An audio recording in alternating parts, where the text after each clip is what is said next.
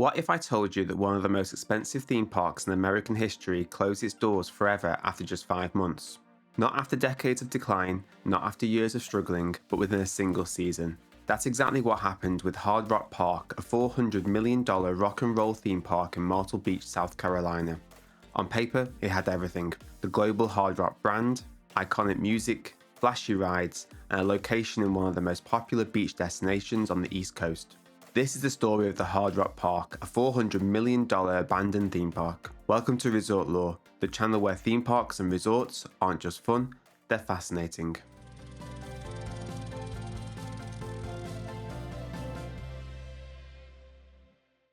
Myrtle Beach has long been a favourite vacation spot, drawing millions of visitors each year for its coastline, golf courses, and family-friendly attractions. In the early 2000s, local leaders and investors wanted to elevate the city's reputation and give people another reason to come back year after year. A major theme park seemed like the perfect solution, and with the Hard Rock brand known worldwide for its cafes and hotels, the concept sounded like a guaranteed hit. Construction began in 2006.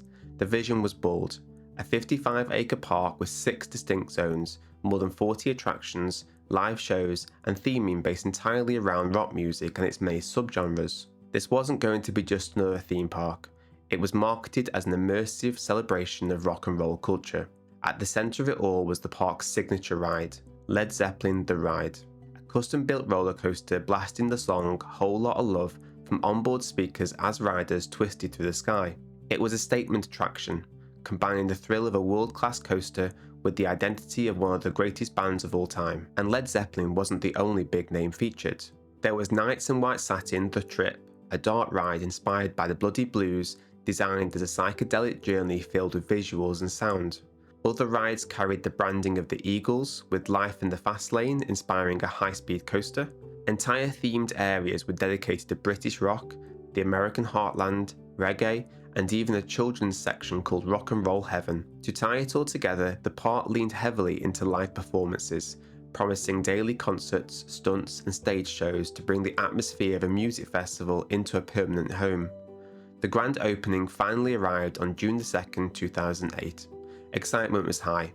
Local officials hailed it as a game changer for Myrtle Beach. The media billed it as the world's first true rock and roll theme park. Visitors were greeted with elaborate theming, costumed performers, and state-of-the-art rides. For a moment, it seemed like the Hard Rock Park might really become a landmark destination. But beneath the hype, the numbers weren't adding up.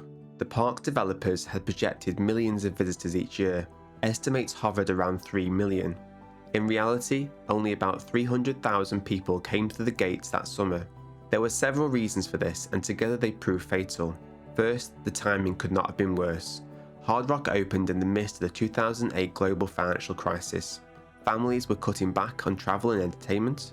Expensive theme parks were no longer top of the vacation list. Even Myrtle Beach, normally buzzing with tourists, saw visitors tightening their budgets. Against this backdrop, Hard Rock Park was asking guests to pay nearly $50 for admission, a steep price compared to local attractions and one that didn't seem justified to casual visitors. Second, the park's core concept was oddly narrow. While classic rock has millions of fans, the average family visiting Myrtle Beach wasn't necessarily looking for a park themed to Led Zeppelin or the Moody Blues. Parents with young children were less likely to pay premium prices for rides based on bands they loved in the 1970s. While teenagers, the other key demographic, didn't always connect with the music at the heart of the park's identity. What was meant to be the park's unique selling point instead limited its appeal. Third, Myrtle Beach itself presented challenges. While it attracts a large number of tourists, it doesn't have the same draw as Orlando, Los Angeles, or even regional hubs like Dallas or Chicago.